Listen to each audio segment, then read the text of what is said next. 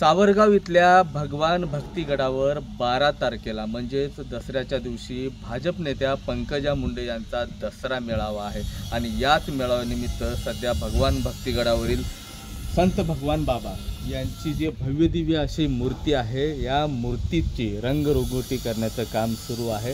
गेल्या 2 दिवसापासून या मेळाव्याची जी जय्यत तयारी आहे ते करण्यात येत आहे। कारण ही तसंच आहे, दरवर्षीप्रमाणे यंदाही हा मेळावा जो आहे तो अनोख्या प्रकारचा होणार आहे।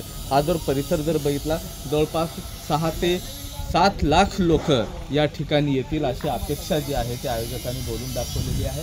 आणि 2 दिवसापासून अशा पद्धतीनं जे ग्राउंड सफाईचं काम आहे, जे स्टेजचं काम आहे ते आता सध्या काम हाती घेतलेलं आहे। युद्ध पातळीवर हे काम सुरू आहे।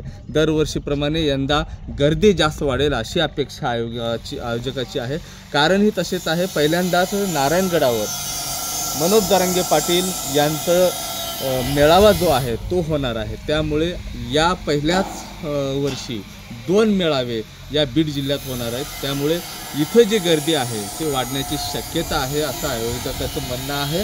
आता दुसरी महत्त्वाची गोष्ट की या निवडणुकीत धनंजय मुंडे असतील, पंकजा मुंडे असतील, पहिल्यांदाच एकत्रित आलेले आहेत। आता या मेळाव्याला पंकजा मुंडे यांच्यासोबत त्यांचे बंधू मंत्री धनंजय मुंडे हे देखील हजेरी लावतात का, याकडे आता सर्वांच्या नजरा लागलेल्या आहेत। एकीकडे मनोज जरांगे पाटलांचं जर बघितलं मेळावा होतोय आणि दुसरीकडे आता पंकजा मुंडे यांचा मेळावा होणार आहे। त्यामुळे या दोन्ही मेळाव्यासकट याही मेळाव्याकडे बघण्याचा जो दृष्टिकोन आहे तो आता वाढलेला आहे। उत्कंठा जी आहे शिगेला पोहोचलेली आहे। आमदार झाल्यानंतर पहिल्यांदाच हा जो इथला मेळावा आहे तो होतोय।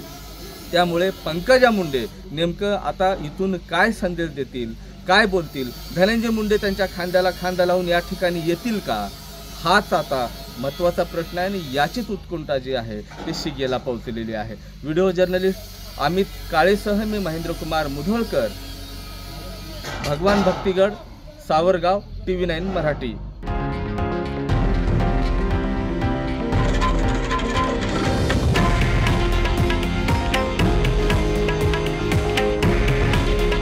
हे आहे देशातील नंबर 1 न्यूज नेटवर्क आणि आपण पाहत आहात TV9 मराठी। काळजी तुमची, हित महाराष्ट्राचं।